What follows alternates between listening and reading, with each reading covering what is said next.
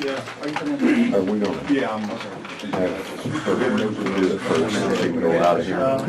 Yeah, if Jeff wants Yeah, I'm to. gonna, Let her, I yeah. figure the wind thing will last That's a while. last a while. right, that's Yep. the way I'm gonna do it. You know, Yeah, and ain't nobody knows any more about roads than that guy sitting right over there. He's gonna fix it as best as he can fix it. Let's go ahead and say the pledge. I pledge allegiance to the flag of the United States of America and to the republic for which it stands, one nation under God, indivisible, with liberty and justice for all. We're all here this morning for the study session, and I would like to call on the ambulance. We've got a wind farm to talk about, so I'll refer to you first, and then, let's see, Augie hasn't asked for Callie, been asked. I don't know that Callie wants to say anything, but Not necessarily. but you're certainly welcome to. Thank you. But Augie has the information, so take her away, Adam. All right, you guys have a monthly report in front of you. April was a busier year than last year, 153 total, average 4.2 a day. Our dispatch en route stays under a minute, so I'm happy with that. National average is right now it's sitting at 4, so we're well below national average. The rest of that you can kind of look through. We did 4 fires stand by, so more fires this month than normal. Our mobile integrated health visits, we're kind of transitioning from our COVID visits. We're still doing a couple of those, but we're kind of developing our CHF and diabetic visits more, so that's a lot of what we're doing with that. That program still continues to grow. We're starting to pick back up on some PR events. We're still not in full swing, but we are starting to pick up some more of those. And then the second page is your destinations. You can see people still have the option. 66% of them are still continuing to go to Paris, but we do, when we have the option available, we will transport to the patient's choice. Any questions on the report? If you make a run and they refuse to be taken back somewhere, do you charge them? Like they call out, you go out there and you give assistance, and they refuse to be transported, you still charge for the rent? 9 times out of 10, no. There is that caveat where, say it's a diabetic patient or something along those lines, and we end up using a lot of supplies. There is certain insurances that will allow us to basically just bill for those supplies. The patient doesn't get an actual, there's no, they call it leave the bay fee, but we are able to recover some expense supplies on certain insurances, but I would say 95% of the time there is no bill for those. Okay. As you guys call it, the covert ambulance, I actually just left this morning to get graphics on it, so they'll have it for 3 days. We'll come back with our new and improved logos on it. We finished up our EMT class at the end of last month. Right now, about half those students have taken their test. Kind of mixed on pass fails right now, but hopefully by the time they complete, we'll have plenty pass. I'm looking to hire, out of that class, I'm looking to hire about 2 or 3 PRN. I've got one that is potentially leaving. I've already got a replacement for him, should that manifest.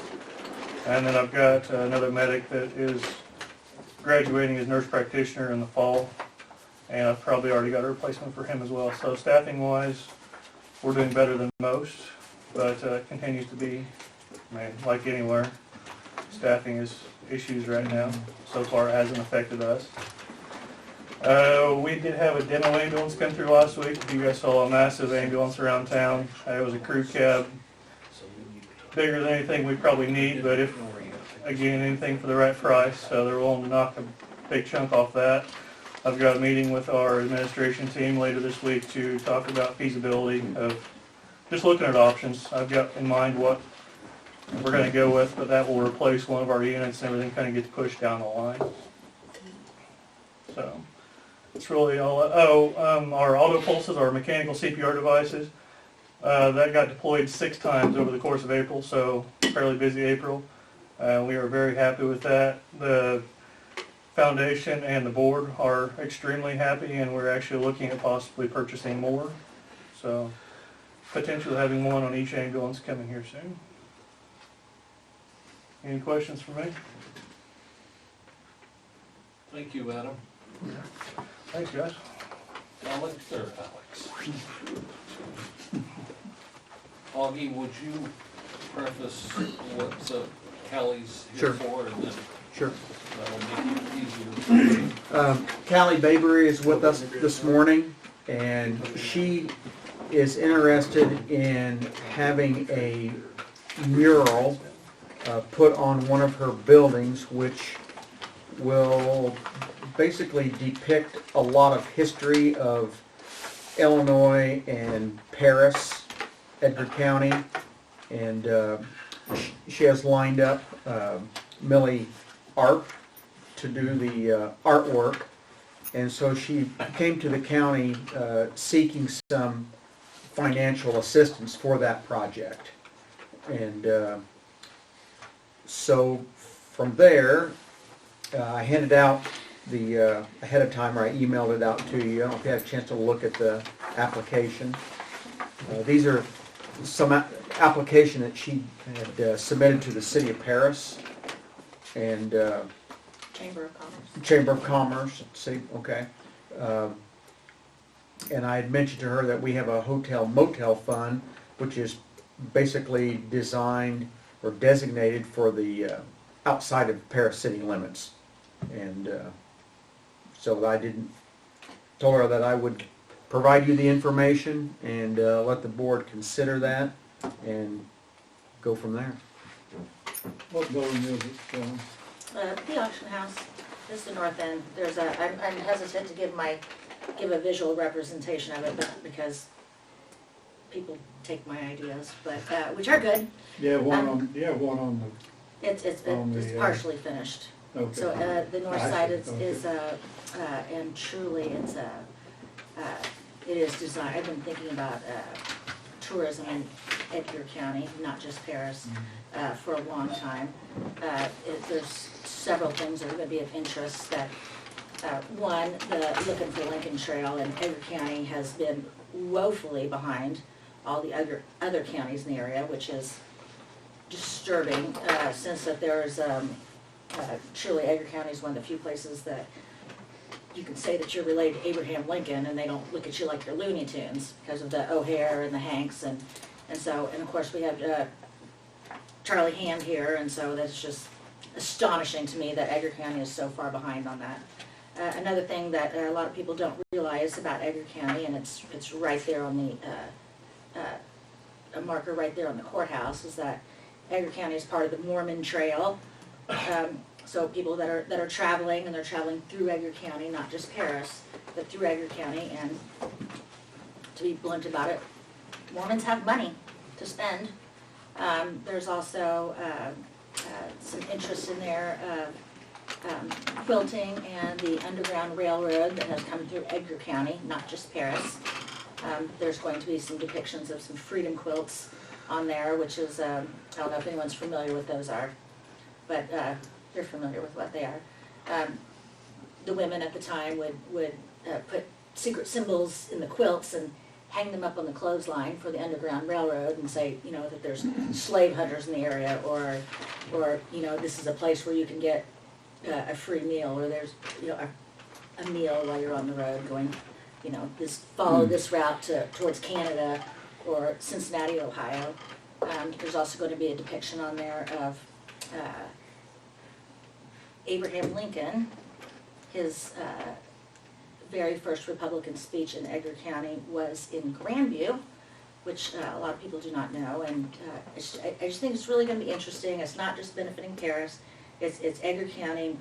One of my concerns about tourism in this area, and has been for a long time, is that it seems to me that people aren't seeing the macro picture. They're focused just on themselves, and instead of everyone competing with each other on, you know, the restaurants or the coffee shops, or that you know, let's bring people from the outside and bring them in, and I think this is going to help that. I have a nationwide platform on my auctions. I advertise nationwide, in fact worldwide actually. Not shipping worldwide yet, but I am shipping to Canada. I have people come in all the time that drive from Ohio, and Kentucky, and Evansville, and Missouri, and Iowa, Wisconsin, Michigan, and they come down here, and some of them stay the night, and some of them don't. There's always also going to be a lot of interactive opportunities and photo opportunities, and I would appreciate any help I can get. Because I have one little bag of nickels and I have to spend them wisely. And they just finished a mural somewhere, it's on Facebook, I think. Maybe did, or. The bank, which has a lot more money than I do. Yeah. Millie's a talented artist, and I just think that this is going to be a jump start on truly getting tourism here from outside, not just competing with each other inside the county, but. Now, the one at the bank, was it her students that did it? Did she do it, or did the students do it, or, I mean? My only understanding is from what I've known on Facebook, which is that it was part of a student project. So is this with a student project with yours, or is it totally just Millie doing it? It's just Millie. Okay. That's my understanding. I don't know if she will, subcontract some talented students to help her or not. Okay. We've already. I didn't know whether it was a class project that you're talking about, or just. It's just Millie. Okay. She did the mural at Main Street Cafe, and she significantly underestimated the time that it was going to take her to do that. Yeah. And so, I giggle, but only halfway. Is that the people that have more money got the cheap version, and now that she has realized that, and she's an artist, and she deserves to be compensated for what she does, and she's very talented, and she's committed to her family, like many of our families have been here for a long time, and we would like to continue to be here. We would like to see the area grow and progress. What, you may not want to say, what kind of time frame are you looking, and do you have a target, or what is the estimate for doing this? I believe it's in the paperwork that I handed to Okay, Audie. I didn't. So basically, You don't have- $4,900, $5,000 is what she has for the mural. There's also some, I want to do some pamphlets and stuff, which has nothing to do with, it does have to do with mural, but have them at different places. Like, these are the things that you can, see and point out, and make sure to notice this, and make sure to notice that, and, get your picture taken by this. I have already reserved the scaffolding from Pools. We prefer to shop local on some stuff, but we're definitely getting the scaffolding from Pools. The time frame is mid-June until August. She's very talented. It's amazing what that student project turned out to be. Yes. We're very lucky to have her in town, so. Yes, and the east side of the building was done by another artist whom I don't know where he is. He's disappeared, but I like to say that he has the vision, the talent, the work ethic, and the bank account of a starting artist. So Millie also has the ability and the skills to blend his style, so it's not just strikingly different. She has the ability to blend that in and make it. And Millie and I have been talking about this for a couple years, and now we're ready to make it happen. And I think it's good for everybody, for Edgar County. Are you requesting a certain amount from us, or just whatever we can give, or? Yeah. Well, everybody's only got a few nickels to rub together, so I would love to. I do have an application in with the chamber, which I haven't heard anything back yet from that. And the city also, from the hotel motel. I haven't talked to the city council yet, and I don't know if that's a separate entity from It is. the chamber. My understanding Yes, is. it is separate from the. And they do have the lion's share of, and I don't even know if you could use hotel tax for that.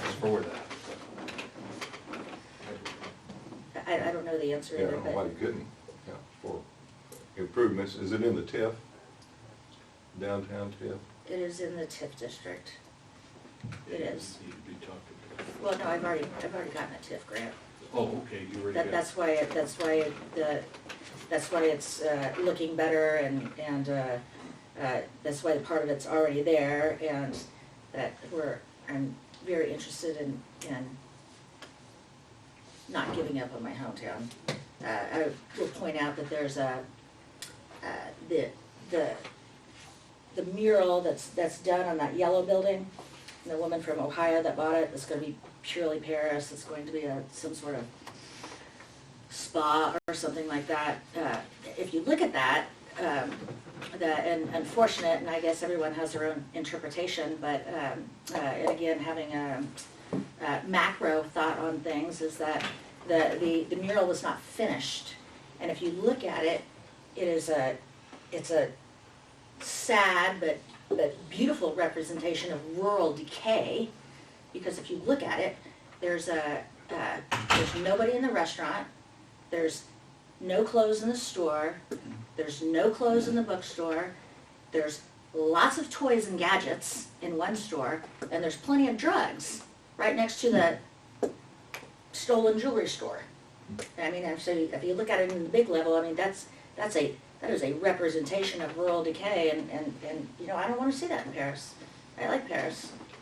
Does anybody else have any other questions? Well, we will take it under advisement and we'll let you know. Thank you. Thank you, Cal. Appreciate it. Have a great day. Thank you. Okay, now you want to sit up here, Oh, the head of the table. Jonathan Baker. This is Jonathan Baker. He is from Ornstead. Am I pronouncing that right? Orsted, yes. Orsted. Or I think if you're in Denmark, it's like Ørsted or something like that. I gave to you some amendment to a brand new amendment copy of the ordinance that we have been working on for quite a while. One of the things we did discover on page 10 under Flickr, we had inadvertently made an error of putting 0 when it's supposed to be 30. So that's in there. I think, Jonathan, we also now we got this on the 27th or 28th, which is an economic impact that's not necessarily necessary to use to amend, but it's good information on how Ornstead sees our project and what kind of benefits there are. Did I say that correctly? Yeah, and I can go over some high level. That's fine. Yeah. That's fine. I think one of the main things he wants to talk to us about, and the committee had a tough time coming up, and is, I don't think unanimous, but in the setbacks. Actually, all three of us had three different opinions about what they should be. Do you mind if I say what I was at 2, John was at 2,600, and Lisa's for leaving it at 3,250. So I think what we're looking at here today is going to be talking about that in some length. And so we'll just have to see where you're at and where we might get to. It's on the agenda on Wednesday, but that doesn't mean that it can't wait for another special meeting that we're gonna have to have anyway, or wait till June. I mean, obviously, we need to address these issues, and maybe we can come up with some clarifications on where we're all at. So, Jonathan, there you go. All right, well, thank you for the introduction. So yeah, to confirm, and I think I've met with several of you so far. So I'm with Ørsted. We are, Ørsted was originally actually Danish oil, natural and gas, company based in Denmark. In 2018, so Ørsted as a company, they've pivoted. They're getting entirely out of the oil and gas industry and use some of their expertise on that to get into the offshore wind game in Europe. They acquired a company called Lincoln Clean Energy that I worked for about 2 or 3 years ago as their U.S. Onshore renewable energy business. So currently, Ørsted owns and operates wind farms and solar facilities in Texas, Nebraska, North Dakota, and I think we're currently constructing something in Alabama as well. So, a international company with a very strong U.S. presence. So that's who I'm here representing. I'm based out of Chicago and work on developments here in the sort of lakes, Great Lakes regions and Plain States. But of course, we're not just talking about Ørsted's interest in the county. This ordinance would apply for all projects in the county. But certainly as a company that had been actively leasing, the county board was nice enough to reach out and ask for our input and opinions on various parts of the ordinance. So sorry if any of this is repeat. I know I've come down a few times in the last year or so to kind of talk about renewable energy and development, and like any business, I think we just look for some level of certainty that if we start a project and companies can easily spend 5 to 10 million before they've even put anything in the ground or started construction. So we look to say, okay, what's the local community? How accepting are they of this project? How interested are they in either bringing projects in or keeping projects out, as the case may be, or again, somewhere in between. So I guess, firstly, just to touch on the economic impact report that we sent along. So again, we did commission David Loomis and his company, and they're based out of University of Illinois, and they do a number of these for projects throughout the region, so they're pretty well versed in how to complete these studies. And I know it's pretty lengthy report, so it can be tough to pull the relevant numbers out of it. But just a very high level, so a wind farm, we're currently targeted around 250 megawatt project. So that's somewhere around 60 to 80 turbines based on current technology. Now, a project of that size represents an investment probably northward of $300 million, so that's the total cost to construct. Now, of course, a big percentage of that is going to be the turbines themselves. Probably, rough rule of thumb is maybe 2/3 of that is the actual turbine. So those, maybe there are some components that are being manufactured in Illinois or the region, but a lot of those are coming from elsewhere in the U.S. So when we look at the direct economic impacts, and I think the high-level numbers are, it's in the terms of the earnings in the actual county. The headline numbers are, during construction, about $20 million of new earnings within the county, somewhere around $60 million, statewide, and so that reflects, you have 300 to 400 construction jobs that you'll be creating during, the 12-month or so period. So that's where that sort of big, on the job side, the big economic impact, is usually felt during construction. Long term, there are, between 6 and 10 long-term O&M jobs. I think the report highlights that it's, somewhere south of $1 million per year in county earnings, somewhere north of $1 million statewide earnings during the sort of 25 to 30 year operation stage. So that's just on the sort of economic impacts that come from jobs. Yes. Say those figures one more time. Yeah, and it should be in, I think in the report, it's in the Okay. first one, but it was 20 million. It's on page 18, Carl. 20 million to Edgar County during construction, 65 million to the state of Illinois. And then during operations, it was 800,000 per year in Edgar County and 1.8 million in Illinois. So again, during construction, there's the direct people we're hiring to help build the wind farm, but then we're also buying a lot of gravel, concrete, electrical cable, truckers who are bringing the equipment onto site. So there's any number of sort of induced, and of course all those workers need to live and eat somewhere. So there's, yes.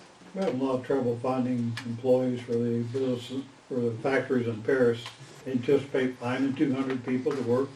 Yeah, I mean, it's a good question, and I mean, we wouldn't be building this project for another 2 to 3 years in all likelihood, so it's not something that, I know, and I heard the comments from the prior meeting that what's going on with, as COVID recovery and can you get people to can you get people to work right now? So I know, I don't know if that will still be an issue 2-3 years from now, but I mean, I've worked on a few wind farms throughout the country. I don't know that the general contractor that we would typically hire to complete them, I mean, they have to offer competitive wages to attract the employment. A lot of those jobs would travel with the wind farms too. No, good. Yeah, so there's some, I mean, and again, just to go into a little more detail, we would typically, there's a few firms nationally, IEA, White Construction, I think they're out of Indianapolis, Mortensen, out of Minneapolis or Minnesota region, Wanzak, I mean, there's probably 5 or 6 companies that do, national companies. So what you would typically see is when construction starts, trailers, we build a laydown yard, a lot of the project managers, engineers, they would be corporate workers, and then they're hiring, but you know, there's, again, the majority of the laborers, craftspeople, tradespeople, they would be hired, and I guess depending upon the population level of the local area would sort of dictate how far out they would need to. We hope things are different by then. Yeah. About the year now. But you know, from my understanding, the projects I've been a part of, you know, why, if you can recruit locally, and it's a lot easier than doing that, but yes, there would be certainly some administrative and managerial people that would be moving into site for a year, but then a lot of the local labor would be hired. Still spend money here, so. Exactly. So that's, I mean, that's just on the economic side. On the wages side, the other benefits that you would see economically, the property tax numbers are also, I think, in the second half of the report. Illinois does have, it's a state statute that assesses how turbines are assessed. So it's subject to local mill rates, but the actual assessment of the equipment itself. So that's a pretty reliable number, and you know, that's worked well for the industry. It again, talking about reducing uncertainty, having that state level assessment helps give us clarity. It helps make sure that there's sort of a level playing field for projects throughout Illinois, and individual projects don't have to go ask for tax abatements and pilot arrangements because everybody's treated pretty much the same.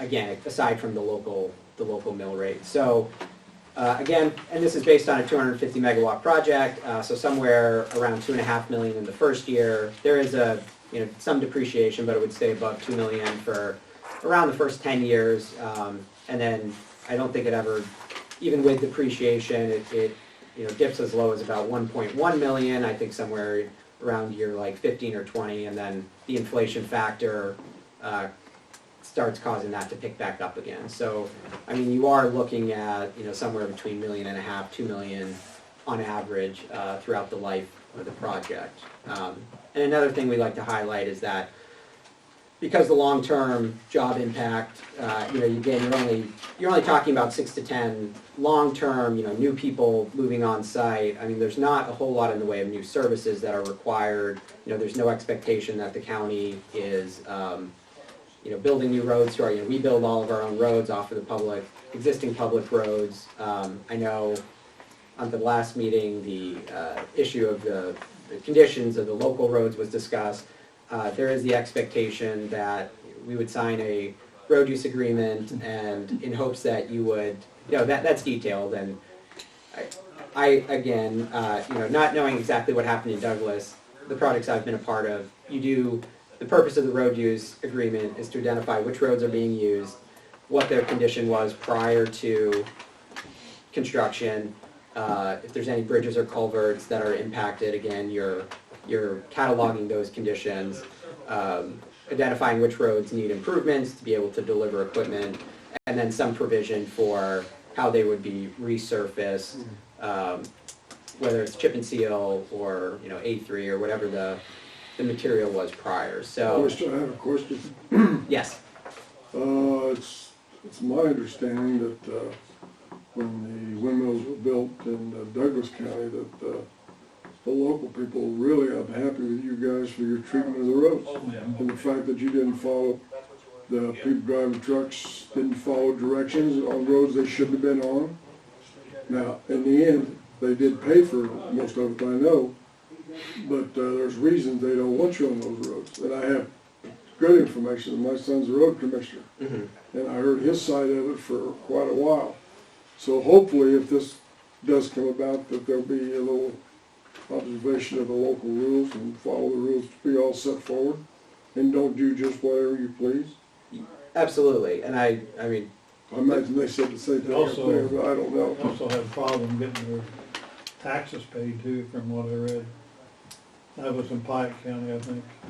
yeah, They didn't want to pay their yearly taxes that they're supposed to be paying, but I finally, Jeff said they finally got it done, but Well, they paid the first half. They Yeah. haven't paid, they were late on paying their second half. So everything's not really like, Disneyland, that, there are some realities that need to No, be followed. I mean, it is a $300 million construction project with, hundreds of concrete trucks and wind turbine components being delivered. So I don't want to discount the fact that it is a significant, capital investment and a large construction project. And again, I think that was was it an EDPR project or? I don't know. Okay, anything so- about that. I just know what he told Yeah, me. and I know that the proximity to, that is going to be the representative that can cause the most concern. So I certainly don't want to discount that. I do think there are mechanisms for, making sure that the planning stages, you are identifying, which routes are approved, and if you deviate from those routes, what the punishment is. And after you start handing out, $1,000 fractions for each time Well, see, that's what happened there, but they just paid it. But so, I mean, they did what they Yeah. said they'd do, but still, roads were places that shouldn't have been a mess Yeah. with. well, And in the end, I understand everybody is basically satisfied, but I don't even know.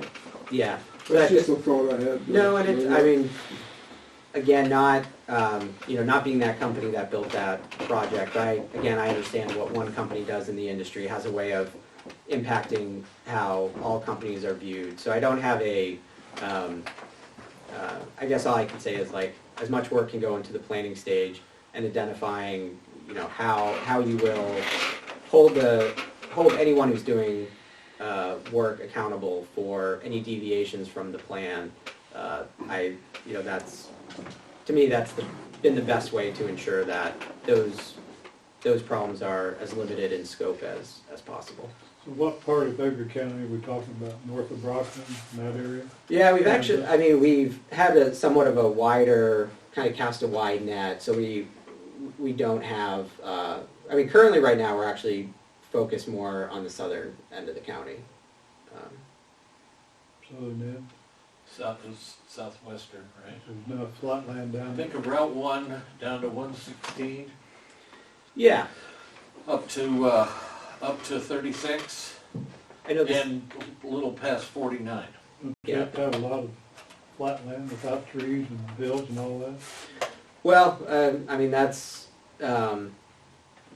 we know anywhere we build will be subject to any number of constraints. We were looking at another project in Illinois and at least 30,000 acres, and I think their total buildable was less than 10% of that. So there's always a certain, you sign up 30,000 acres in a given footprint, but when you start taking away trees and roads and transmission lines and railroads and setbacks from houses, it reduces it to a much lower number than that.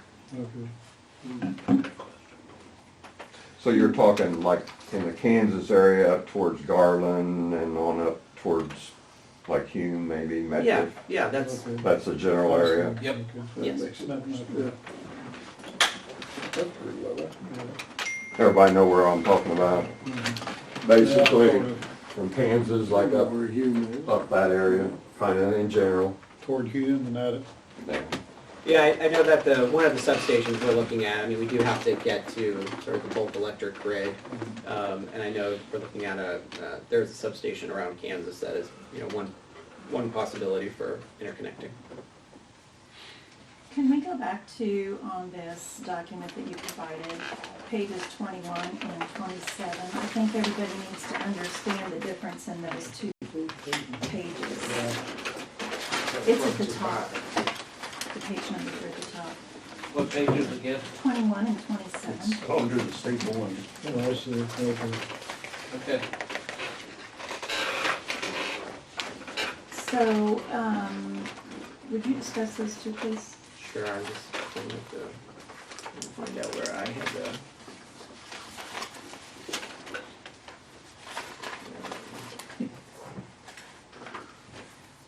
So are you just talking about the induced, Table 6 and Table 11. so table 6, Tax revenue. Can I make a comment? yes, Actually, the table 6, you add a bunch of tables together to come up with that figure. In other words, one's for schools, one's for township. yeah, and I do agree that that can be, so that would be to the county government, based on how the taxes are apportioned, so Edgar County, and I understand that 3.67 is not 2.5 million. And so that's just, but that's just to the county revenues. You see on the subsequent tables, there's townships, and then I believe as in most, it would be the school districts, which is, Community colleges, townships. so you would see on table 10, that's on, which is page 29 of the PDF, 25 of the, labeled as 25 on the, so you see Shiloh School District, again, based on the rough approximation. So I mean, a bulk of that, that's like 1.5 million total, or thereabouts, if I'm doing my 1.6, maybe even close to 1.7. So there it's, I mean, showing that about 2/3 of it is going to the school districts as opposed to county, the county and township government. Well, even the 367 would be, it wouldn't all go to our general fund. That would go to IMRF, it would go to the 708 board, it would go to all the taxing districts that are considered county. Yeah. Okay? That's just total ball, but, Yeah, okay. yeah. That's split up. We levy for a bunch of different agencies, and so that equals that. The general fund is not gonna get $367,000. Right, It'll probably be more like 80,000 okay. is our share of the total take, okay? So I think table 11. More than that or less than that? I would think it'd be a lot more than that. What goes to the county, you know, it's got IMRF and, which is a small percent. Health department, IMRF is almost as much as our Fund 100 levy now. Really? Yeah, and then you got the 708 board that collects 500,000 a year. And then, Okay. Well, yeah, I mean, and I'd rather shoot low and tell you we were gonna get 60,000 and have it be 90. I didn't figure that out, but I just once again, wanted the to school real. districts get the majority of it. They get the majority of it, like, what is it, almost 800,000 for Shiloh the Yeah. first year. And then it goes down More from Coke for the teachers, Or what? more soda pop, They, I'm sorry. Tax on that, you don't wanna know. okay, tax on that too. is there a soda budget for the school? Must And I be. interrupted him, Lisa, did you want to flesh out that? No, I just, when you hear the 2 million, I just wanted to make sure there was a little more conversation about what 2 million actually meant and where it went. Sure, so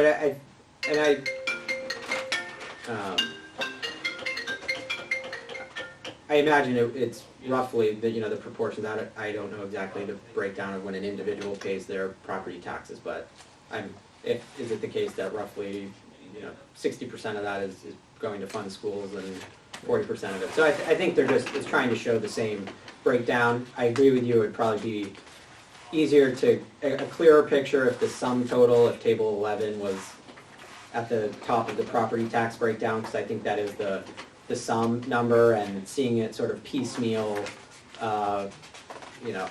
having table 10, which is where 60% of the money going to in the schools, having that appear 5 pages after, I can see how seeing it as, the county's only getting 367,000 year one, but again, that's not the county-wide taxes, that's just what the county is receiving, as opposed to what the school districts, community colleges, and other funding sources. And even though it's not a huge amount, can you explain to me why the amount is, again, you can pick any table, the proportion's the same, like on table 27, or page 27, why it starts out at 2.5 million, and then it goes on 2041 to 1.1 million, and then it goes back up to 1.4 million in 2052? Yeah, so my understanding, and I could get a more detailed explanation from David Loomis and his team, but so there's a trending factor. So when they originally passed the law, I forget what it was, like 360,000 was the assessed value of each turbine or megawatt, and then there's an inflation factor that goes with that. So I think the law is 10 or 12 years old at this point, so that's gone up each year, and then. But then there's a depreciation factor, like any equipment.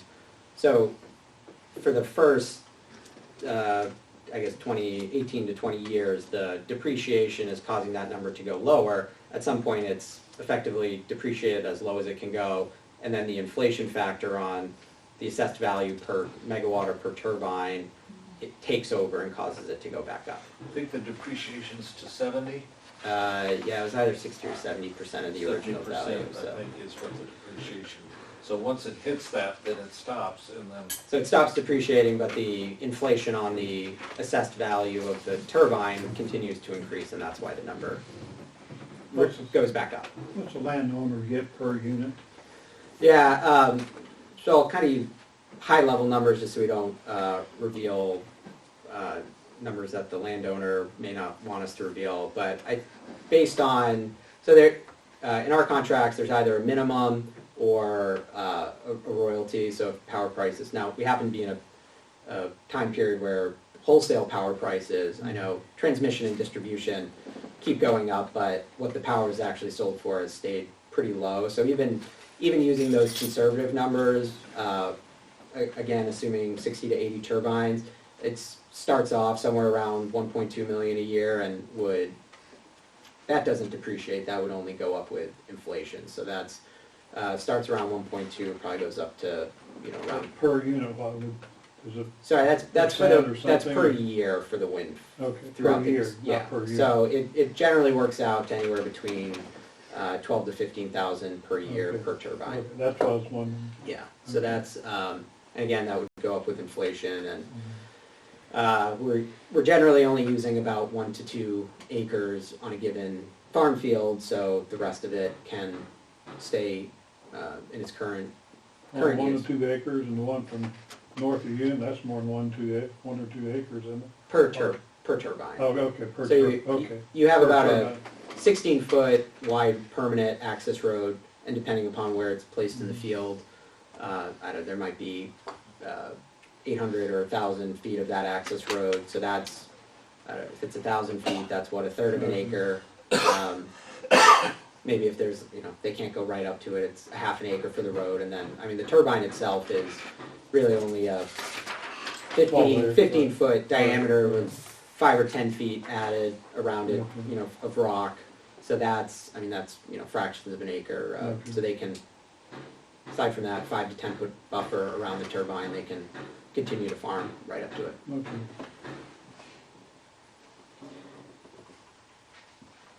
So hopefully the financial, again, we do want to, between revenue during construction and to a lesser extent the long-term jobs, money paid to landowners, and then the tax payments that would be expected. We hope that paints a picture of how everybody in the community, not just the people who host turbines, can benefit. So I do think that kind of brings us back to the ordinance itself. For 98% of the ordinance, I think is, probably it's either in line or slightly more conservative than a lot of the other ordinances we've seen in Illinois, where wind is going in. There have been plenty of or a handful of ordinances passed in counties where effectively, no developer would build a project now. But I think the one, and Jeff brought it up at beginning of the meeting, I think the setback is really the only item that continues to give us a little pause. We're glad to see the shadow flicker has, that was a drafting error, and it's not the 0 hours, but, so the 2,600 feet, and we did some analysis for the board when first the 3,200 feet was established, and then I think later 2,500 foot. And then we showed what would be more in line with what we would see in an area where wind development is feasible, which, we see it going a lot more towards either 3 times tip height or the greater of 3 times tip height or 2,000 feet. And again, I see that, some of you have the table in front of you.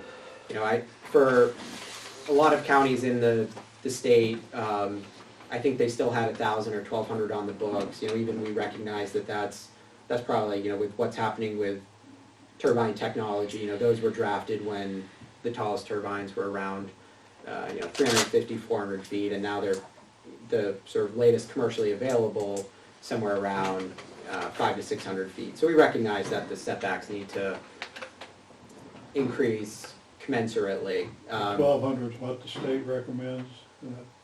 What, did they have that in a model ordinance that they, so that may have been what a lot were based off of. I actually haven't seen a statewide That's what I was saying. recommendation I haven't seen one either. for a while. But generally what we see on the county to county, usually 1,500 feet is probably the most common setback standard. In this instance, we recognized in meeting with the board that there was a desire to go higher than that. I know conceptually it can be hard to under okay, 3,200, 2,600, 2,000, to know the impact. I think first off, I would say currently there's about 6,000 megawatts of wind in Illinois. So that probably represents somewhere in the neighborhood of 4,000 turbines. A vast majority of those have been sited under that 1,500 feet or less standard. And these have been in place for 10 to 12. A lot of these farms have been around for a decade or so. And so I think that suggests that that standard has worked reasonably well for the state over the last 10 to 15 years. But when you get to starting to look at 2,600, 3,200 feet, and it's a setback from a residence, so if there were no residents, then sure, we could, there would be no problem with agreeing to that standard. But, so it's really a sort of a county by county question, because, and you have to look specifically at the houses in the county, and we did that. We sent someone out to actually go and get a tag for each residence within our project area.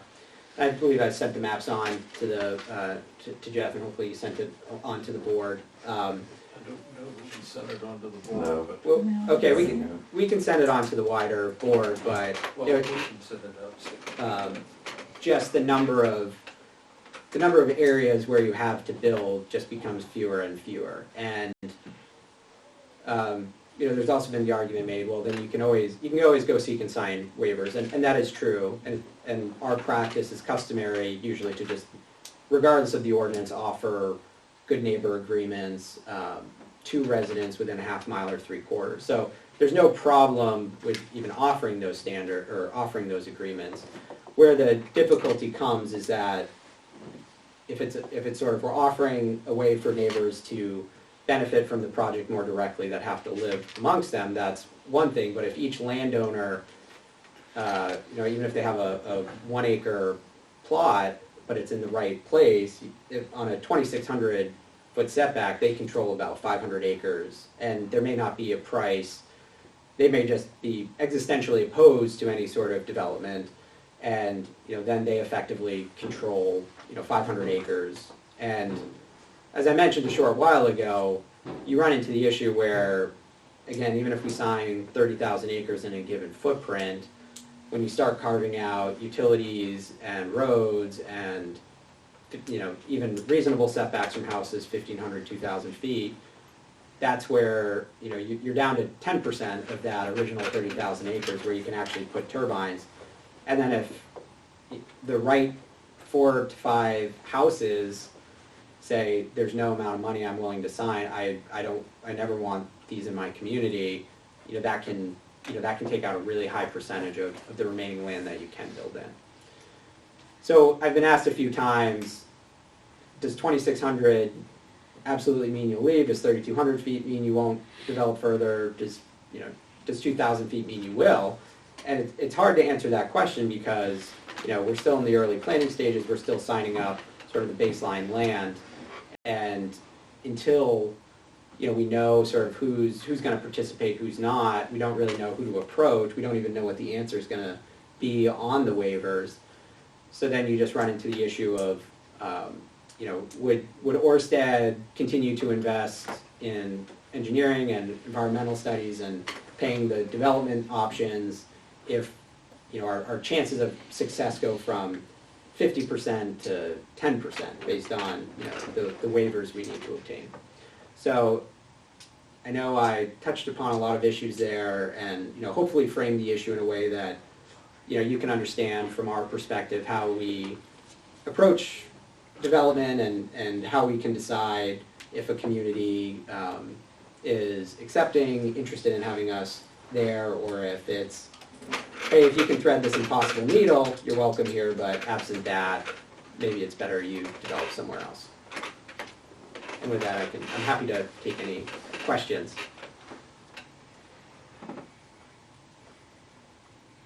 I've got that map coming that he sent us, Lisa and I.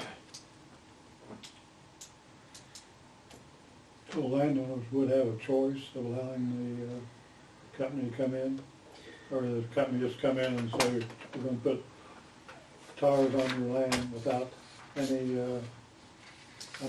not eminent domain, doesn't apply to you, correct? Yeah, so we don't have eminent domain. So the development process, typically we would approach the areas where we can put turbines. We can't put a turbine on a 5-acre Right. parcel. So we're, you know, approaching the farm, the larger farm holdings, you know, 80 acres and above for lease agreements. And then that typically takes a year. We started more than a year ago, but it's been pretty slow because normally we would do public meetings and landowner dinners and informational sessions. We haven't been able to do any of that, so it's been a little slower going than we would normally see. But so we approach the larger landowners or the people who own the farms for agreements, and then, you know, as the plans develop and we say, okay, here's the area we think we can build in, you know, then we would start approaching neighbors for, you know, the homestead parcels for setback agreements. Lisa, if you had any comments from farmers in your area, that's your area basically. No, it isn't. Okay. But there's another one that could very likely go in my area. And That's yes, what I I'm have. saying, yeah. I know you have something to like that, yeah. So, you know, we always tell our kids just because somebody else does it doesn't mean they should. If somebody else falls off a cliff doesn't mean we should follow them. So it'd be interesting to know on these setbacks how old those ordinances were and how satisfied the people are who live there now. So as a question, I mean, are the communities happy with the wind farms that have been built in Illinois, or? Perhaps that's a hypothetical question, but just because somebody else has something doesn't mean it's right, and doesn't mean it's current, and doesn't mean that we need to follow it. You do have some anecdotal information from Champaign. Remember, we had the Champaign, Illinois.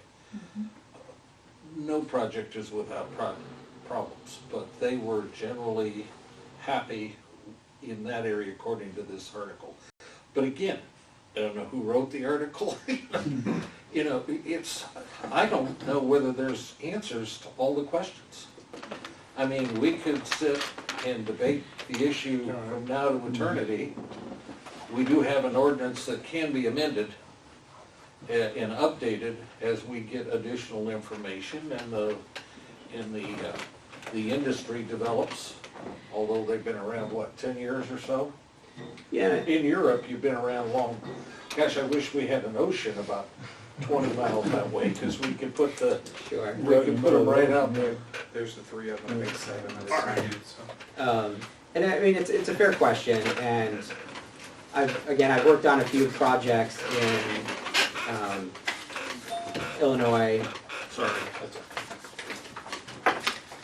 So this has, you gone back to the drawing board, and this really is residences and not grain bins and abandoned buildings, which is what we had talked about Yeah, when we were here before. We asked an engineering firm, Burns McDonald, to basically send someone out on site. I can't promise there's not one or two where it, is a house that maybe nobody's occupied, but they did make an attempt to distinguish between occupied and unoccupied residents. And I think that's where the sort of 2,000 versus 2,500. I mean, if you think, half section is going to be half mile, that 600 feet really can make a difference.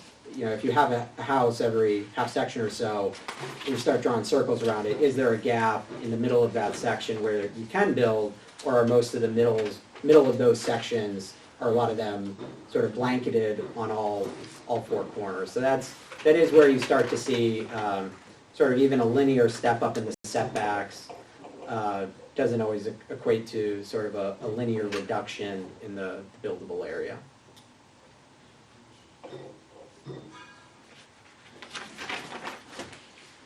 And I realize that, making it 1,500 makes it easier for you guys, but I'm looking out, to me, one of our responsibilities is to look out for the people that don't want it. And me personally, I don't want them in the county. Mm-hmm.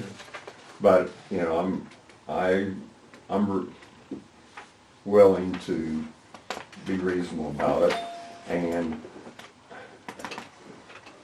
I just think the people that don't want it, we have to look out for them and see what is a reasonable distance to keep them away from their house. And I agree 100%. And Yeah. I know it's not an easy question, and there is a spectrum of results that counties across the state or across the country have taken. And again, if, DeKalb has said if one resident within X number of miles doesn't want to see it, we're going to give them pretty firm rights to affect, miles, a mile around their property. And that, I can understand from a certain perspective that's seen as reasonable, but the net effect is that it just, again, if you have to thread too fine of a needle. right, So it really, and it's subjective. I think there are experiences that, there's a strong operating history of wind farms in Illinois, and the fact that, really there's, you have 4,000 turbines in the state, and I mean, right now you probably have a dedicated, 5 people who are willing to travel a couple hours to talk about how bad wind farms are. My expectation would be if they were really damaging to property value and rural quality of life, there'd probably be more than those handful of people that we see at ordinance discussions across the entire state.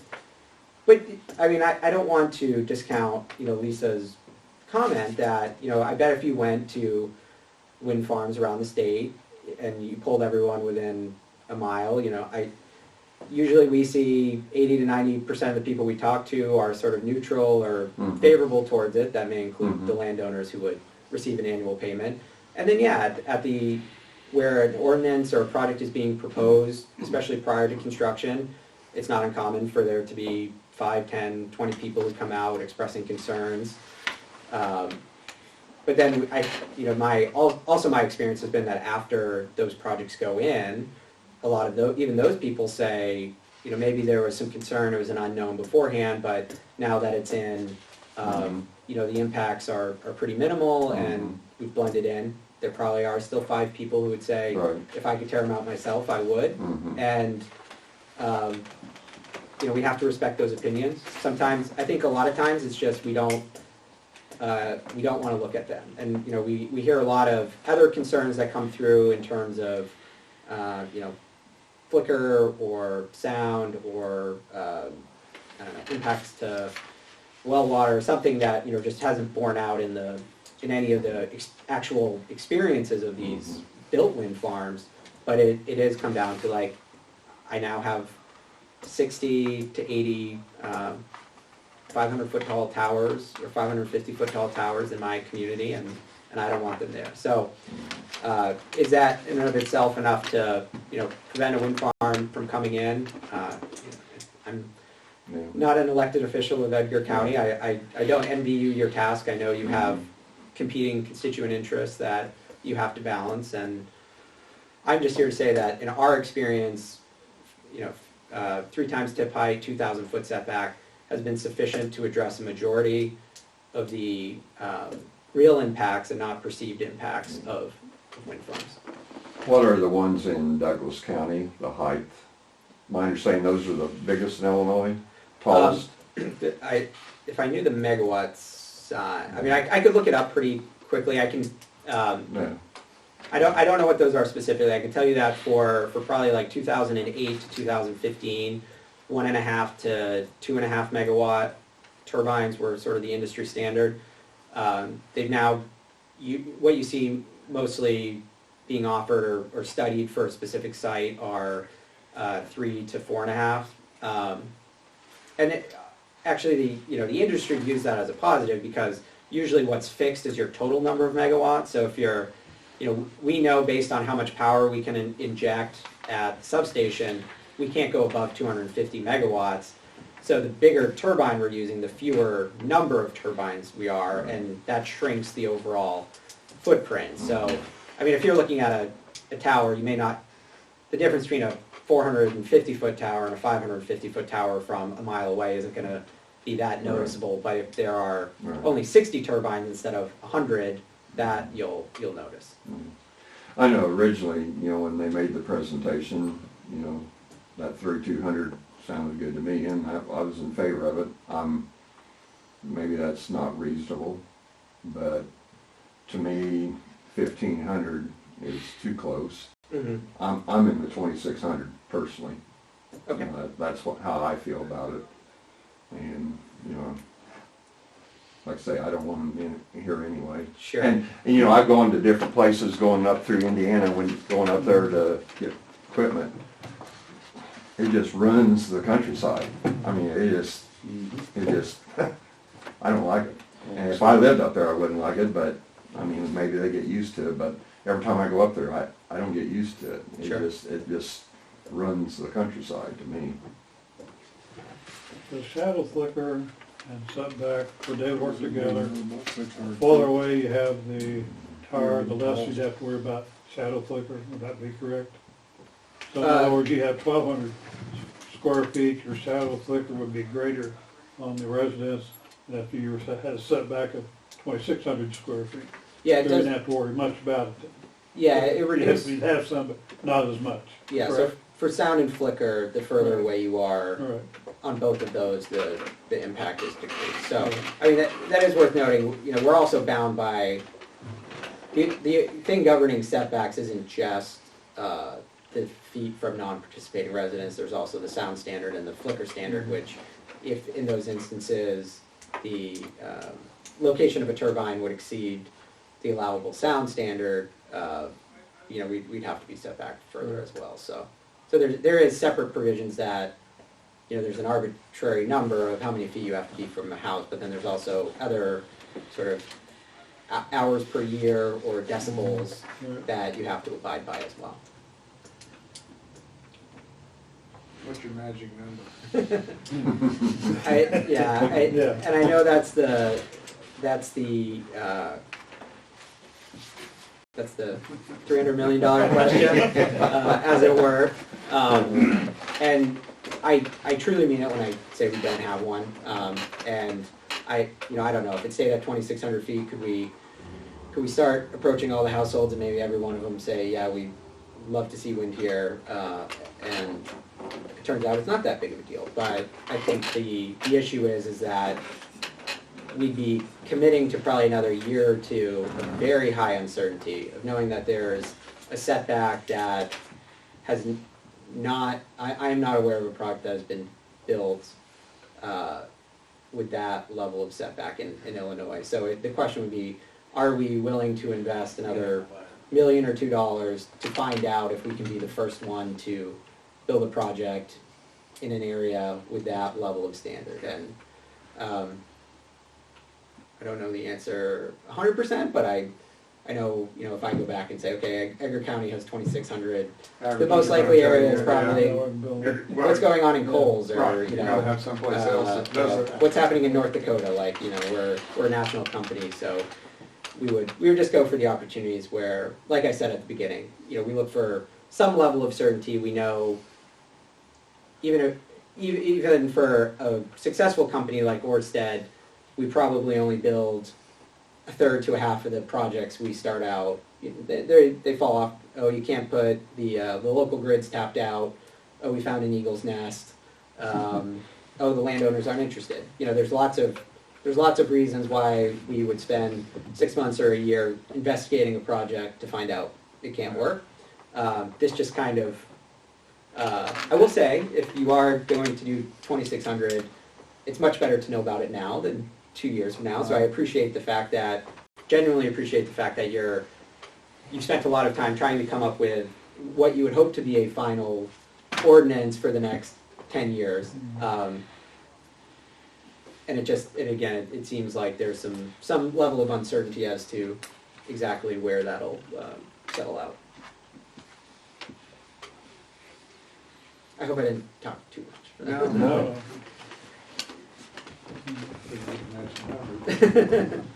But I feel that's telling you what, somehow where you are, anyway.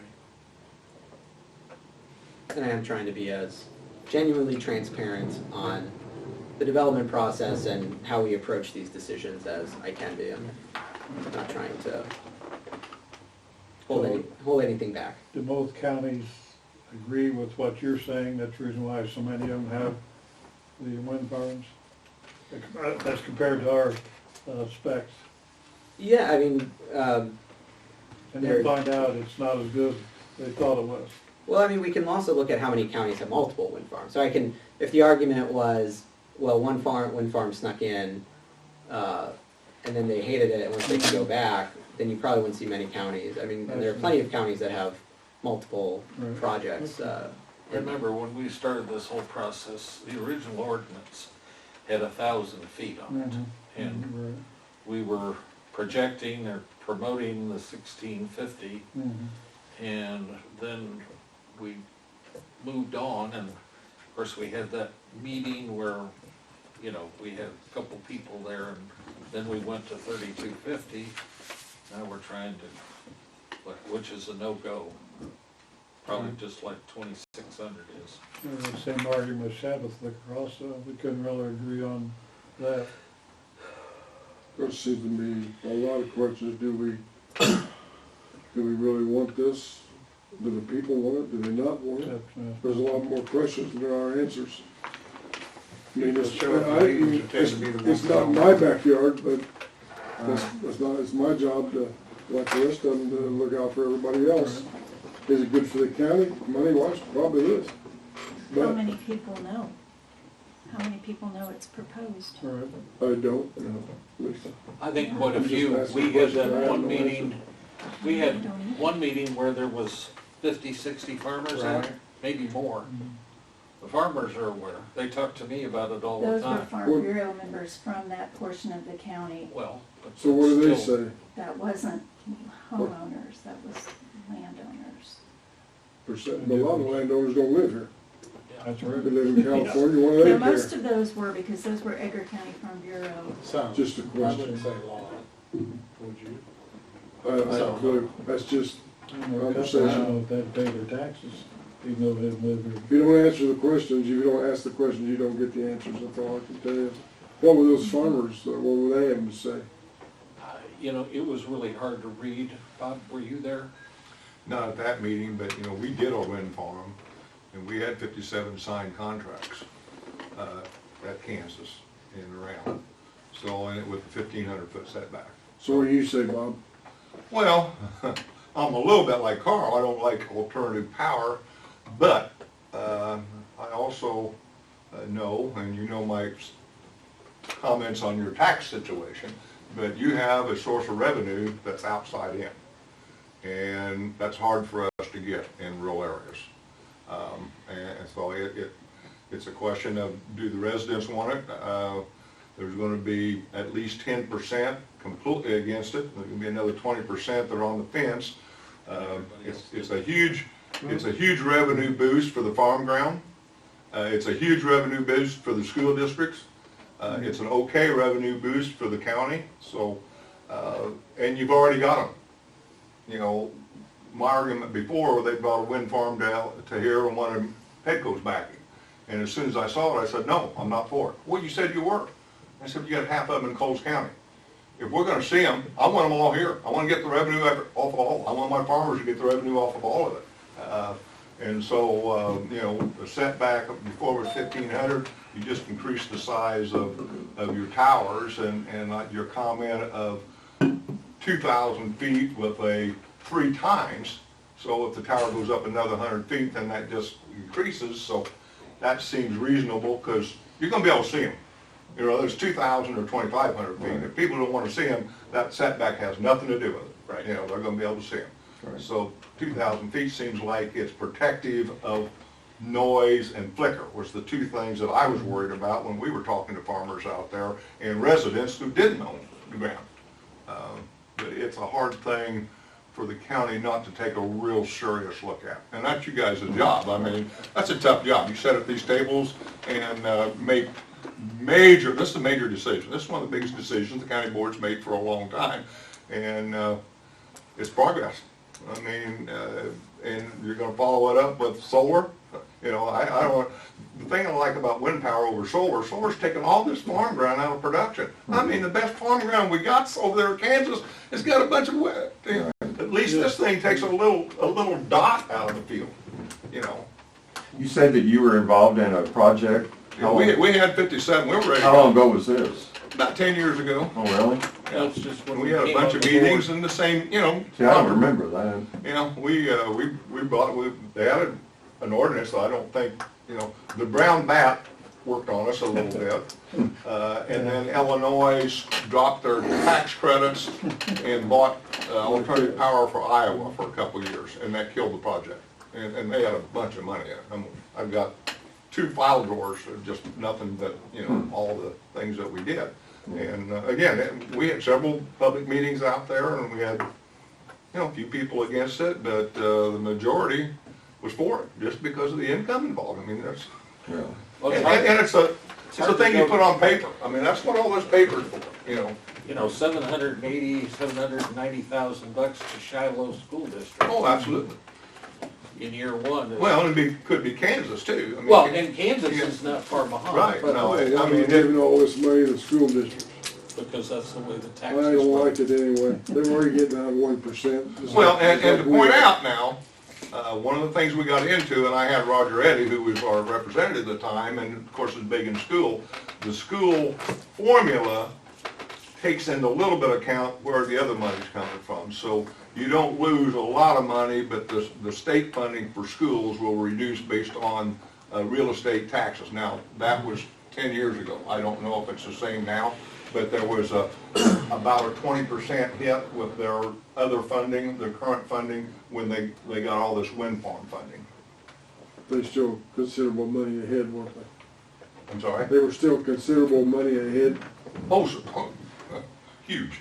And it was all Kansas. I mean, it was gonna put Kansas on the map for a long time.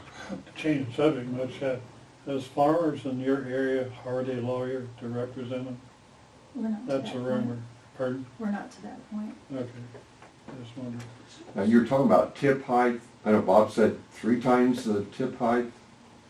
Yeah, so that would be, so the turbines that the biggest ones we're considering currently are about just shy of 600 feet.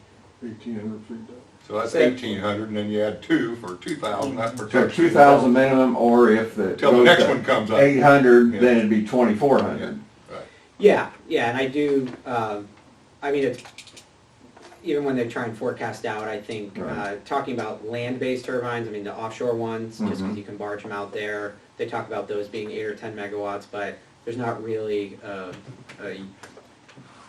onshore platform that's being talked about more than 5 megawatts. So if we were talking about what's going to be commercially available in 2 to 3 years, if we could move forward with this Right. project, would probably be in the 4 to 5 megawatt range, which would be not much higher than 600 feet to the tip. So the center of the where the nacelle sits, the center of that 3-blade Right. rotor sits about 350 feet above ground level, and then the blades on top of that are another, 200 plus feet on, when it's sticking straight up in the air. So if you go 3 times tip height or 2, 2, and whichever is more. right, So if they raised it to 800 feet, right. they'd have to do 3 Mhm. tip heights. Yeah, and you start getting more FAA issues when it's, Right. It's just, yeah. So And in this amendment, you address the lighting issue. yes, yes. And so remember, we asked you to put in there, The ADLS. Right. Yeah. you And I- might explain that a little bit better. than I Sure, can. so I mean, and I came into town late last night, driving from Chicago, and I, saw the one just Douglas. north, yeah, it's, so those lights are flashing during the nighttime, and we know that's another impact. Mhm. So one way to address half of the visual impact is to install what's called aircraft detection lighting system. So it is an FAA, the FAA has to, they've approved the system overall, but they do have to approve each project based on just air traffic patterns. But the idea is that you are essentially installing a radar at each project, and that is determining whether or not any aircraft are flying in, because if there's no aircraft flying in, those lights don't need to be flashing. So it reduces that the red nighttime lights. I forget what oftentimes by 90% or more, just because I don't know how many planes would be flying at, or maybe there are some during, do you ever, aerial applicators ever go at night, or? No. Okay. no, I can't So, hey, find man. So daytime. it wouldn't, jet Not traffic yet. wouldn't be impacted. I mean, jet traffic to Indianapolis would not trigger the lights. Correct. Because they're, Way too high, yeah, so it would just be what's, and I can also try and forward some information on, they have some fact sheets on how it works, but essentially it is just, and there are some safety setbacks where if, it's sending out a signal, and if it ever fails to get a return signal, then the lights would automatically, so if for whatever reason the radar malfunction, it would default to, but, that's a pretty limited. So the FAA has approved that. I know like the state of North Dakota has required it as part of all projects, and it does add some cost, but I think to reduce half of the, 50% of the time, it's now reducing the visual impact of any time during the evening. That's a good way to reduce the impact on the community. So the major problem is setback. Because if we say one number, that may eliminate you guys immediately, or, is that right? Be honest? I've tried to, Determining. I've tried to, I just want the Truthfully. truth, that's all, I I would don't say wanna be around the bush here. at 2,600 feet, it would be very difficult for us to move forward for the Okay, project. that's what I'm getting at. Yeah. Now, see, and I don't know, what hell does it make difference? What's 2,000 feet, what's 600 feet? I don't know, I'm not there. Yeah. But I don't have a problem with it, I'm just the opposite of Carl. Still can see them. Nothing personal, Carl. I Still can love see it. them. Yeah, see them. So Bob, Yes. I'm really surprised to see you here today. What's your role in this? He got mad at us yesterday. Well, But you know him. I got a call, Yeah, but it's all my fault. It's Dan's fault. I take blame. accidentally, I take blame. actually, and wanted to know about kind of the culture in Edgar County. And, I'm not very smart, but I've been around a long time. So you don't have a monetary No, foot in this? No, first of all, I wear always a hat, and I have lots of them. So I have a Bob Colvin resident of Edgar County. What's good for anybody in Edgar County is good for everybody in Edgar County. What's bad for anybody in Edgar County is bad for everybody in Edgar County. So I'm interested in that. I'm interested in a lot of things. I wear a Petco hat. Petco's Paris Economic Development Corporation, which is really Edgar County economic. I mean, we worked very hard on Effingham Equity, getting that in a long time ago when it wasn't Effingham Equity. And just a little bit of effort there to a company from Ohio that took an old place and started fixing up a little bit has turned into a major improvement for Edgar County in this tax base. Right. I mean, and jobs, and really good for the farmers up there. So Petco has a saying, we throw 100 darts at the wall. And if one sticks, we chase it, and we don't give up. When it ain't all come to town, we were one of the 100. And the first day I found, I didn't even know who it was. I said, you guys don't know it, but you're coming to Paris. As Steve Saban says, we're a can-do community. This is a can-do county. I mean, we're just little guys. We got to work hard. We got to get partners. Whether this is the partner you want, I don't know. But we need to take a hard look at what this guy's offering because it may be very good for Edgar County. And that's my interest.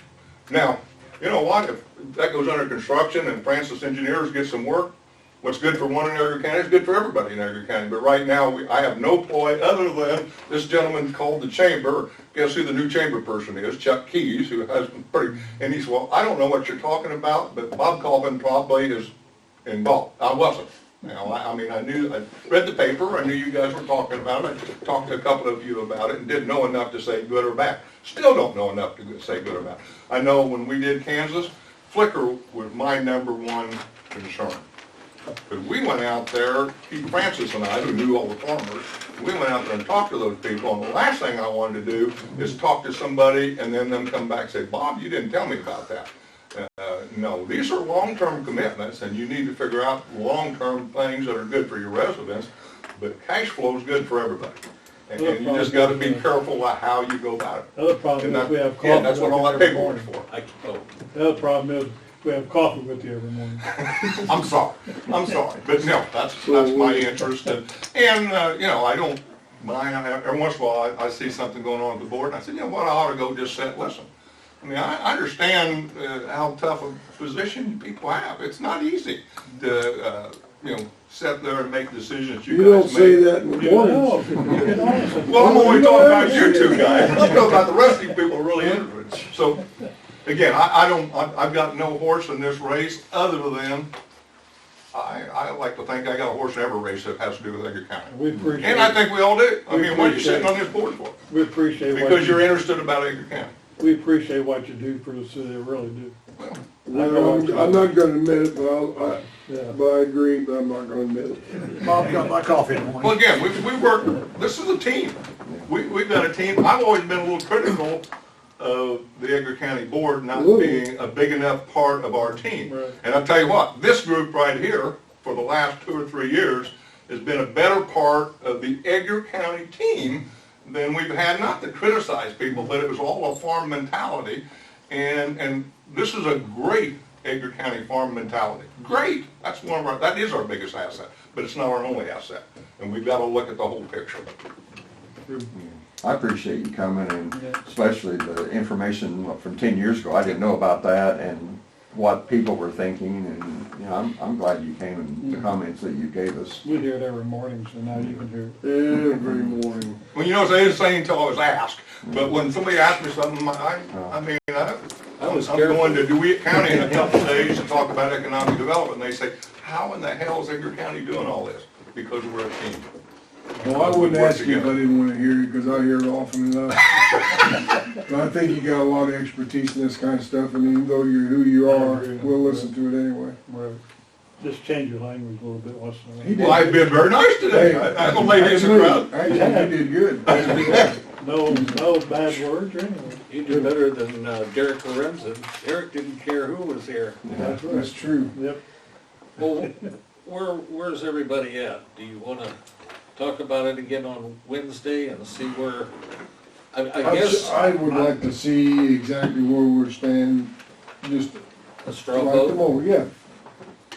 Have there been any But we can't have any vote, we don't know what the We can't setback vote, is. no, Yeah. but When we you could go out and have, you actually I ask think we can people, just ask not everybody just how the to people do it, that because they we're don't have complaining to about. It tell us. doesn't need to be passed. but you ask everybody, No. and have a I comprehensive just, study. I like an on idea. Right. Yeah, there's, It's on the agenda to be passed. there was Yeah, one. no, Can we- But we don't Need to be have to passed. pass it. Right. Can we just have one person talk at a time so we can hear the So the conversation? question was, have they done just broader community? Right. They have, and I think the ratio that you Bob provided of, you know, there's probably 70 to 80% neutral passive support, you know, 5% that's firmly, might be firmly opposed, and then, you know, another 10 That to are 15%, yeah. I could probably, I do recall seeing a study that was done, and they tried to break it down between people who live within a mile, 5 miles, that type of thing. So I could forward that along, and maybe, I mean, actually, do I to have? me, that's what I wanna know. I mean, people got one, what do they think? Not just the 5% that are complaining. I wanna know what the overall impact to an area is. We've read a lot of articles, and they're kinda all over the place. Well, I haven't heard any complaints from the people up at noon, and I'm up there 2, 3 times a week. And that's all I can tell you. And it is gonna be somewhat conditioned upon your perception of them prior to when they went in, so there is a, if you hated them before, you'll probably find a reason to not like it if they go Right. in, and if you didn't have much opinion or were favorable, you probably don't notice things. One of the things I forgot to ask you, and we've discussed it, is community investment. You do offer a program like that. Yeah, so I mean, we do, you know, we'll be in the community for 30 years. I know there's oftentimes, even outside of the property taxes, there are economic development questions, especially towards the beginning of the project, that, okay, you're about to kick off this very large capital investment. There are, you know, certain projects that are around the community that may not be, you know, we always need to be careful, like, we are in a competitive marketplace, but, you know, if it's finding a couple $100,000 for some special project outside of what's being discussed, you know, we need to make sure that's part of a public and transparent process. several. Except any of his. So, It may be the same. yeah, but, so economic development agreements are, And that's no different than a business, like I was in business, and every year I set up a budget, and part of my budget was giving to the community, especially the farm community, since I derive my income. Absolutely. So, I mean, that's nothing unusual. No. I mean, you're just gonna participate and be a good citizen at Edgar County, or whoever the company is. correct. We lost Andy, we'll wait till he gets. I don't know if you can make a decision until you decide officially what your setback would be. Because there may be some people say 2,000 is fine, some people say it's not nearly enough. We have to come up with that conclusion first. Well, I think Andy, for example, wants to know a little bit more feedback on existing How projects. people feel. Yeah, which you said is or isn't available, or, I know they've done some broader studies. I was actually just trying to see if I had those saved on my computer. I'm happy to, I should be able to find it in pretty short order and can pass it along, but it would, you could pass it on to Augie, anything you could find anecdotal to how people have received both ways, okay? So if you look at this 2,500 foot buffer analysis, and you're saying that makes it so terribly impossible for you, that kind of sounds like it makes the assumption that everybody who lives out there isn't a landowner. Everybody who lives up there is not, well, no, I mean, we assume that if the landowner signed the agreement, it would incorporate the waiver of the 2,600 feet. So you're asking, have we done a specific analysis of how big the parcel on which the house is located? Well, Or? how many of you guys know who lives out there? Most of us have a pretty good idea. Yep. How many of those are folks that that aren't landowners? Well, there's some small parcels out there, probably 30, 40 acres that folks live on. And there are quite a few that is the farmstead. Right. So don't look at this with glazed eyes and say just because it's 2,500 feet means we can't do it, because again, like I said the last time, you don't have enough data. This makes it look like everybody here is somebody who are the people that I want to protect, which are the ones that don't stand to have monetary gain, and that isn't accurate. Well, I don't think we're trying to, I don't think that's making any comment on the parcel that's attached to that. We were asked to make a determination how many occupied structures. We had a publicly available layer that did not seem reliable. It didn't pass the smell test from the county, so we sent someone out there to drive the site and mark each location. But, I mean, you're correct that I do not know if those houses are on 10-acre parcels or 160 or 320 acre parcels, or if they're leased, who they might be leased to, if there's a farmstead. So, I mean, the point's valid. Some of those could be addressed through our normal leasing process. But the point that I think is still valid is that we don't know. At the end of the day, we don't know what our final footprint will be and who our final list of participants would be. And if we're asked to make a decision now that any house within 2,600, participating or not, needed to sign a separate waiver agreement, we just know based on prior experience that you have to get a lot of agreements, and even a handful of people who just say, I don't want it in my county, can produce the 30,000 acres you sign up down to 5,000 acres of actual buildable area. If you cut half of that out again, because a handful of people control 500 acres around their property, it's a lot of uncertainty. And as I said the last time, if you do your job right and sell it right, you're gonna get the handful of people you won't get, and the majority of them you probably will. The simple fact is, he's basically told us, though, they're not gonna do that. If it's 2,600, they're just You probably have not. how many There's other millions of places. dollars at stake here, and you're not gonna do a little work? Well, Well, It's already done a year. why would you spend the money here when you could spend less money somewhere else to get the results? Then maybe this isn't the right part of Edgar County. Phil asked for kind of where we're at. We're not voting, we just, you do not have to say how you are, but do you guys want to do that now? Because Phil would kind of like to know where we're headed for and what. 2650 pretty much locks someone out. I mean, Right, I agree.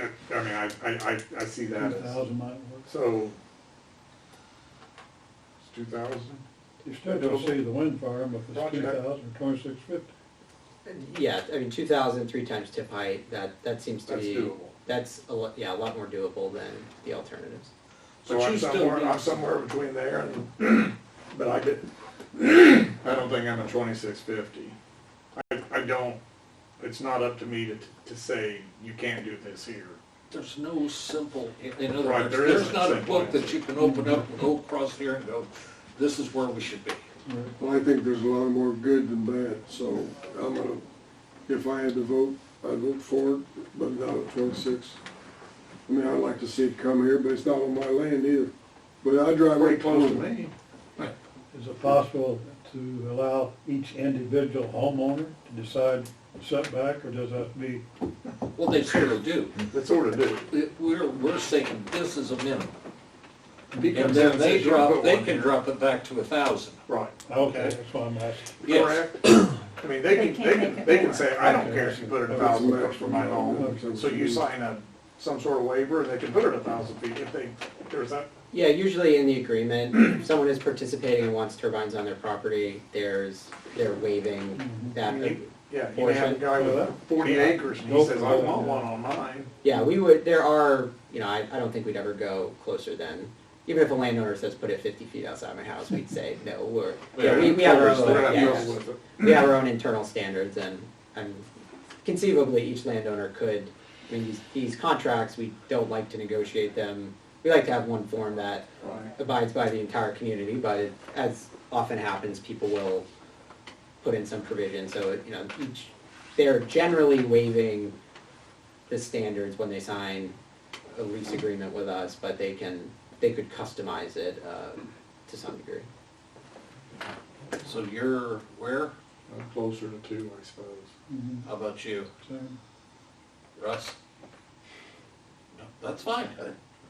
Still thinking? I don't like You what? I don't like them. So I don't have a good opinion. So you're basically 3250 is good for you. That's fine. You're at 3250, right, Lisa? 2,000. Right now, 26, and I'd like to do find out more about what other people are thinking, other counties, residents, I guess. I mean, after they've been Well, put in, how they like or dislike what's going on. I know More when that friendly. one up at Fithian, and there's one up Oakwood, somewhere up there. When that was first put in, I talked to a guy that, he had one on his property, but he had no complaints whatsoever. Said to people that the company that came in worked well with everybody and no complaints whatsoever. But that was when it was first put in. Since then, I have talked to him whether there's issues that have come up since then.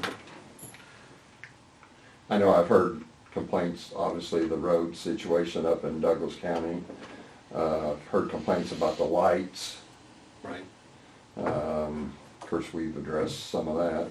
The road deal is, a lot of time you have truck drivers are like, don't you? Sometimes they make their own decisions whether Yeah. you got rules against it or not, because it's easier to back something in here. You're one of those, aren't you? I am. Well, the only thing, I guess, that I'd caution or whatever, the committee's been working on it for about a year. That's what, yeah. And we've read and read and read and read about what other counties think. And your recommendation is 2,600. The committee, it's kind of bifurcated. Yeah, I guess you've been on committees where you've Right. been, we're at 3250, 2600, and 2000, All right. okay? And 26 is halfway in between. Yeah, but that's, I don't think anybody's comfortable with that. I'm certainly not comfortable with the knee-jerk thing we did at that one meeting that was, I agree. I'm not I agree. comfortable and I with gave him anything. hell for not being there. Yeah. Not, But, I know, but still, I'm thinking of the people that don't want it. I know. Somebody's gotta stand up for them. Oh, I agree. Yeah, but do we Yeah. know how many don't want them? Well, no, we That's don't. the problem. When these are all things that we're not gonna discover. We could spend the next 10 years trying to figure who's for and against it. So we can say 2,600, but if 90% of the people out there want it less, they have the right to make that agreement, to make it up. Right. But he's What? saying that if we make it 26, they're not gonna check it out. They're not gonna spend the money to even Yeah. check it out. 26 is gonna rule us out, I'm against that. Me too. Well, there is a slim majority to do something. Some less than, we've got several at 2,000, you're kind of, not sure you're quite at 2. I'm probably more inclined to be it too. You like So we driving got- through oil field, Illinois? Mm-hmm. There's your comparison, I guess. I would say, so that we got 4 basically at 2. Okay, this is what we got right now. We got 1 at 26 and we got 2 at 32.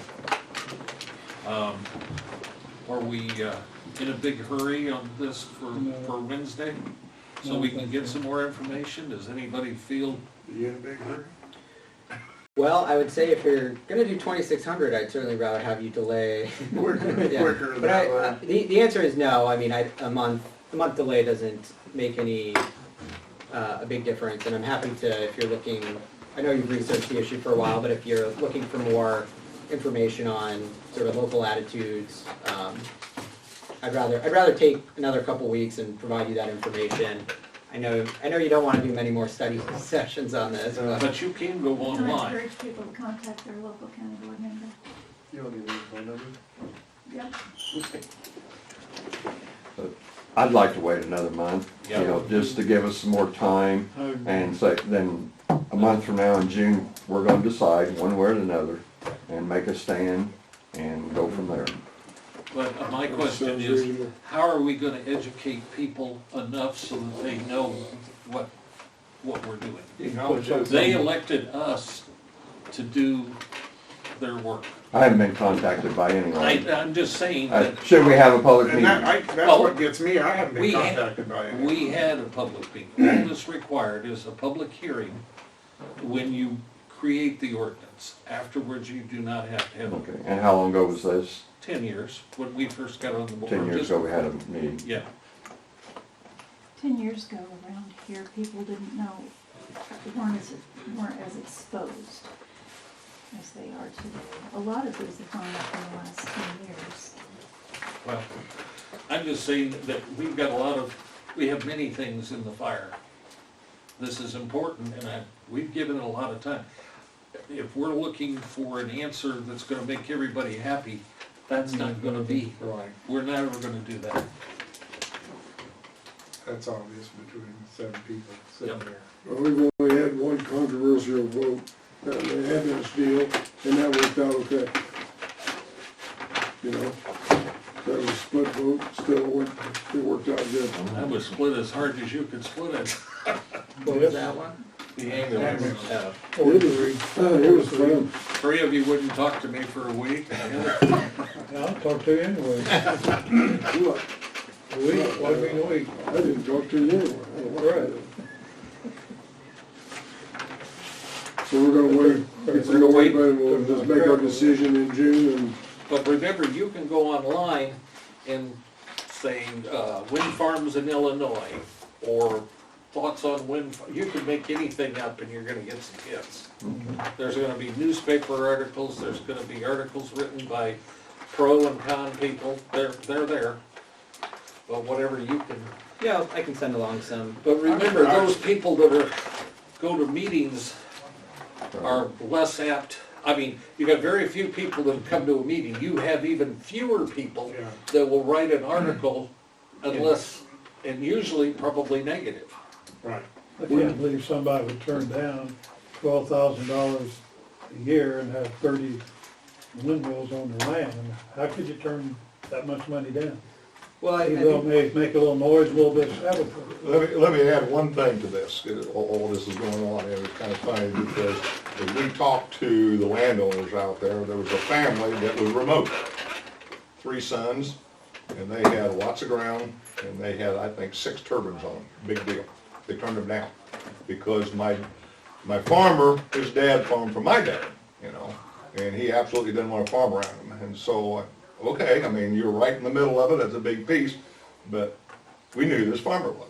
He had 40 acres, and he was adamantly against it. We went to him, he signed the next day, when it was his ground. You know, he didn't mind farming, you know, making money, but the other family still didn't, based on him, they said, no, we're not gonna, we're not gonna. Some of the bigger farmers that used to be my customers and asked them, and, you know, there was some concern about farming around them, but, you know, they said that they would be, you know, they would work with it, so, I don't know. Well, there's potential for that little you piece of farmers ground. driving tractors, you can surely avoid that, go around it, can't you? You don't bump into them. All right. My dad broke off a telephone pole, or electrical pole out in the middle of the field. Well, he wasn't loaded, was he, or anything? He was discing, Just, and they replaced it, and the next year he did it again. Trying to get every inch of ground. Yeah. A good farmer. well, I really appreciate, I mean, it's always a very interesting conversation, and I don't envy the task. I try to provide as much direct information as I can, and certainly please feel free whether before Wednesday or in the next month, feel free to reach out, and I'll try and answer everything as directly and truthfully as I can. And Well, we'll get, you can get maybe some articles or anything that you have from corporate. We gotta realize where it's from though, I mean, so. Okay, I'll include sources. all right, please. Anybody have anything else before we, okay. Thank you. Thanks for Thank the you, time, Jonathan. appreciate it. And, Did a good job. Thank you. okay, we'll see where it goes. Okay. Yep. Back to Chicago, huh?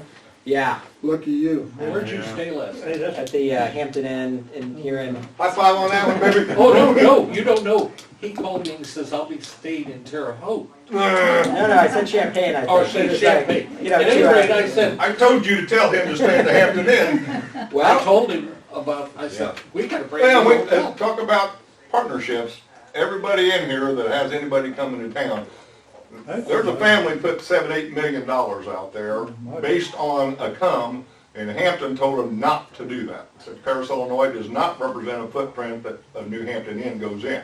He just happened to be one of the biggest builders for Hampton Inn. He said, I'll put a hotel where I want to put a hotel, but I want it supported, and it's been supported great. Well, so far. anyway, lovely facility. Isn't that a nice little hotel for a small town? It's very. I go to North Dakota on tomorrow, and I have to drive like 45 minutes outside of town to for the one inn. So having something on site is it's a great. It's nice not to have to drive an hour after your meeting to. you know Chicago's gonna be a state one of these years, don't you? It's going to be a what? We voted for Chicago to be a state. Its own statehood. But how would you feel if Chicago all of a sudden got 2 senators? Would Yeah, you we like both that? got that. yeah, there's other sides to Yeah, that. I didn't thought about that. Okay, Yeah. do we need to have anything else for the meeting today? What about this, Nice seeing you, Bob. electric permit? Thank you. We'll let you guys. We'll talk about it on I am. Monday. I didn't say anything. But you know, Yes. You did good. We haven't heard from the attorney yet, the Okay, state's attorney. you get out of line, there's 2 guns right behind you. We need to go into an exec session That isn't pretty bad. fast, All right. okay? It's all right, And then bud. we'll get you out of here. I tried to shoot a All gun those, once from can I about have 30 a feet. motion? Thank you. Pitiful. Pitiful. Yeah, I couldn't do it. Right down. Can I have a motion from somebody? Oh, where's Augie? Hiding. Probably taking a Thank nap. We you, need, Bob. we're getting ready to Hey, go Bob, into exec we'll session. continue Close this session. discussion tomorrow morning. Yeah, We'll get you real opinion. Yes, we will, we'll get the real upset. yeah, there you go. Did you already make the motion and all that stuff? No, we're waiting on That's you. why we're Seth. waiting on you. Thank you. We need a motion to go into closed session, thank you, for land acquisition, personnel, and labor contract. So moved. Bill Second. moves, Second. Dan seconds. All those favors signify by saying aye. Aye. Opposed, nay. Need to- I don't figure I ever made a motion to do that and then voted against it.